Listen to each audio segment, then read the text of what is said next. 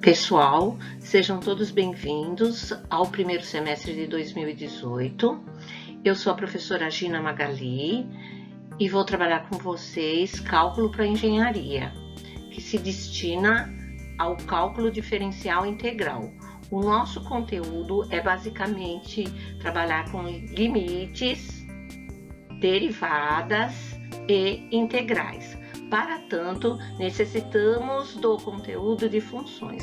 Portanto, essa pequena apresentação engloba um resumo de funções.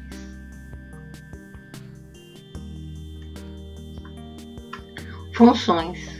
Podemos dizer, de modo geral, que função é uma relação matemática em que o resultado se altera de acordo com a variação de algum outro valor dentro de um certo universo. Um exemplo clássico disso é a corrida de táxi. Quanto nós iremos pagar por uma corrida de táxi? Depende. Depende do quê? Depende da distância que nós vamos percorrer, depende de quanto ele vai ficar parado no trânsito. Mas é uma relação matemática simples assim? Não, ela não é tão simples, né?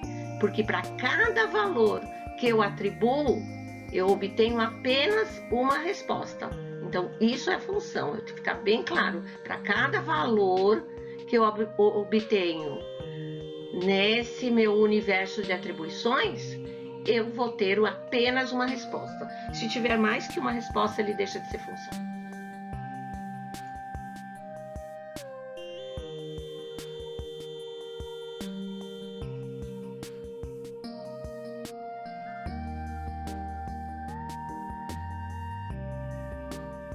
Trabalharemos com funções reais de uma variável. Iniciaríamos os nossos estudos com função polinomial de primeiro grau, ou também conhecida como função afim. Uma função polinomial de primeiro grau, ela pode ser escrita na forma f de x igual a x mais b, onde a é o coeficiente angular e b é o coeficiente linear. O coeficiente angular, ele indica se a função é crescente ou decrescente. Uma função polinomial de primeiro grau, na sua representação gráfica, é uma reta. Se a função é crescente, a reta tem uma certa inclinação. Se a função é decrescente, ela tem outra inclinação. O B indica aonde essa reta corta o eixo y no plano cartesiano.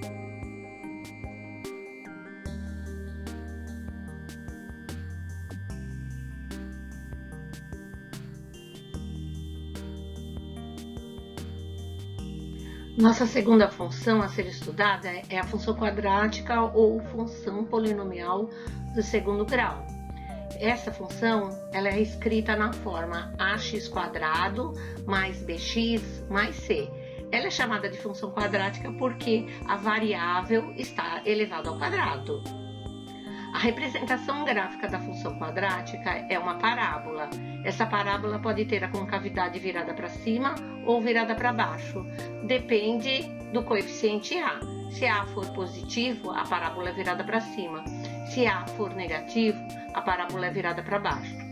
O local onde a parábola corta o eixo do x é chamado de zeros da função.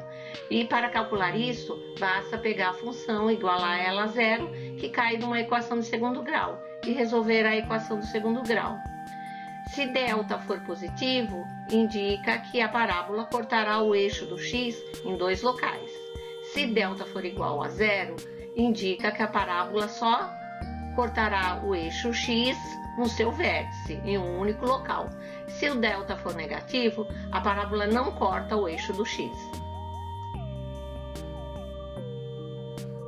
Função exponencial é uma função escrita na forma f de x igual a elevado a x. A base da função, é um número positivo diferente de 1. E x pode ser qualquer número real, portanto, o domínio dessa função é real. A imagem, que são as respostas que a gente obtém, serão sempre positivas e diferentes de zero. Se A for um número maior do que 1, nós teremos uma função crescente, representada no primeiro gráfico. Se A for um número entre 0 e 1, nós teremos uma função decrescente, representada no segundo gráfico. Função logarítmica. Como o próprio nome diz, a função logarítmica possui na sua representação um logaritmo. A sua representação mais simples é f de x igual a log de x na base a. A, como na função exponencial, é um número positivo diferente de 1. Se A for um número maior do que 1, a função é crescente, gráfico 1.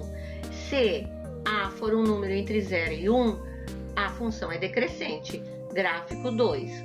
Podemos atribuir para x apenas números positivos diferentes de 0. Então, o domínio é o conjunto dos números positivos diferentes de 0. E obteremos como resposta qualquer real.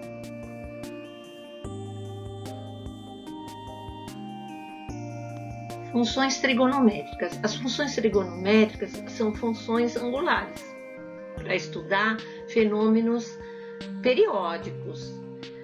Temos 3 funções trigonométricas fundamentais, são as mais usadas. É a função seno, a função cosseno e a função tangente.